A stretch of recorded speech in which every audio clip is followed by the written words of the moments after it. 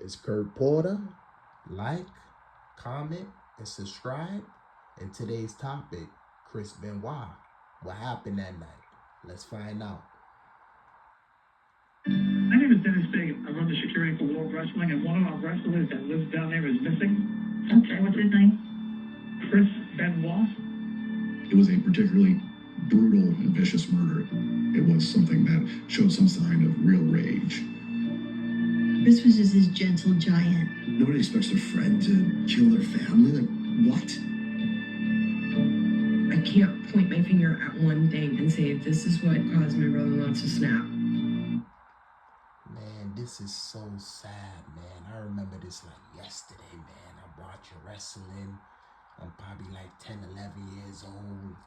I'm watching SmackDown on Channel 9, Channel 9. And it came on the news and my heart just sank. I couldn't believe it, man. So sad, man. People need to understand that that was not him. He was my hero. I need to talk about this. If you're going to say I'm glorifying your murder, stop listening now.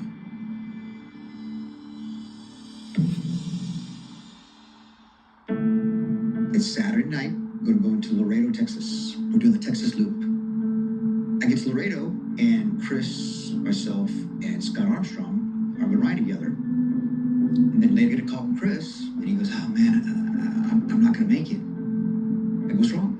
He goes, "Daniel and Nancy have food poisoning, and I'm just trying to take care of them." And I'm like, "Oh man, are you good? You all right?" And he's like, "Yeah, I'm okay, I'm okay." I said, "Well, tomorrow we're in Houston for the pay-per-view." So he goes, okay, great. Man, I think the passing of Eddie Guerrero, his best friend, it just took him to like a deep depression. That was his best friend, man. Who knows, man, what he was really thinking that night. I said, "Okay, man." And he goes, Chavo. I go, "Yeah?" And he goes, "I love you." And I'm like, "Okay, brother, I love you too, man." That was weird. And I go, "Are you okay?" He's like, "Yeah, I'm okay, man. I'm just really tired." And I said, "Okay, man. Okay, well, you call me if you need to get any problem." "Okay, well, I will." So then, that's it. About 5:30 in the morning. Man, Chris Benoit was a good wrestler. He was a beast, man. He won multiple championship belts. Man, that man was a good wrestler, man. I'm not gonna lie. He was a beast. I get a text, and it was from Chris's phone, and it said, "The dogs are in the enclosed pool area, and the back door is open." So I'm half asleep, and I see this text, and I'm like, "The heck is that?" All of a sudden, 30 seconds later, I get another text from Nancy's phone, and it says the exact same thing. I was like, "That's weird." I get another text right afterwards. It tells me his physical address. What is that? So I disregarded, thinking I'm picking Chris up in 3 hours at the airport. So then, I meet Scott downstairs. We go get breakfast, and I talk to him. I go, "Hey, man, did you get a weird text from Chris?" He goes, "Yeah, I did." I said, "What did it say?" And he said the exact same thing. We drive to Corpus Christi for the next show. Still no word from Chris. So the head of talent relations, Johnny Ace, asked me, "Hey, Chavo." Very sus, man. Very sus. Very sus. "Have you heard from Chris?" And I say, "No." I said, "But look, Johnny," and I bring out my phone and I show him. These are the texts that I got from Chris yesterday. And Johnny, in his raspy voice, is like, "Chavo, why didn't you show us these yesterday?" And I'm like, "Man, we were covering for Chris. We didn't know where he was. You didn't know where he was." The office is starting to get concerned because it was getting to be like 1, 2, 3 o'clock in the afternoon. So Vince McMahon has sent a wellness check to his house. I was in my patrol car just riding around the county, and it was pretty close to the area when the call went out. My name is Larry Alden. I was with Fayette County Sheriff's Office. I was lieutenant in charge of the shift that was working the day of the Benoit incident. I had been a detective for about 15 or 20 years. I'd probably see Chris Benoit once or twice a week at the gym, which was right in the middle of Fayetteville. He didn't talk a lot, and he was pretty focused on getting his workout in. I never heard anything about him. I didn't even know where he lived at until the call came out on the radio. After this situation, it's like the WWE forgot all about him. They never talk on his name again, never mention him, no nothing. I heard they delete videos of him. It's very hard to find videos on their page. They don't want nothing to do with his name.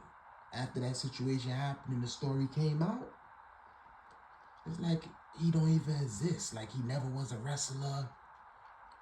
It's ridiculous, man. It's crazy, man. Video that day, I wasn't thinking of anything other than a welfare check, or maybe he was sick, maybe drunk, didn't really know what. I pulled up on scene about the time the neighbor was walking over, and I walked up to them, and I asked if she had seen Mr. Benoit or anybody. And she said, it's been 3 or 4 days since I've seen anybody over there. There was 2 large canines in the yard. If I remember correctly, they were German Shepherds. We asked her if there was any place she could put the dogs at so that we could go up there and do the welfare check. And she said, oh yeah, me and the dogs get along great. I feed them whenever they're out of town. And she jumped the fence, dogs right there with her. She walked them in there and never had to take hold to them. It was taking a little longer than I thought it should take. But then she came running out the door screaming that Daniel's dead, Daniel's dead. I went from just being a regular welfare check, okay, we got something more serious here. So this man calls a meeting at the ring. Dean Malenko sitting next to me. I just had this really bad feeling. Dean's like, there's something wrong. Something is not right. That's when Vince McMahon stands up in the ring and says, we just got word that Chris Benoit, Nancy, and Daniel have all passed away. Wow. And the gasps, of course, around the ring. I remember Vicky, because she just let out this hurling scream. I freaked out and I started crying, and Dean kind of stood up and he grabbed my hand and he took me off to the back. So then Vince is backstage and I walk up to Vince and I said, what happened? What happened? And I'm a little frantic. And he says, they're gone. I said, what do you mean they're gone? And he hugs me super tight. And my head's on his shoulder, like crying to Vince, like, no. This is so sad, man. Like, when you hear things like this, man, it's like, is this a dream? There's no way this could be true. Man. No, like, what happened? I don't understand. Nobody understood because no one knew the details yet. That's when all of this, all of these details start coming out about. It's not just him that's dead, it's Nancy, and then Daniel's dead as well. And then that's when it just started getting out of control. The father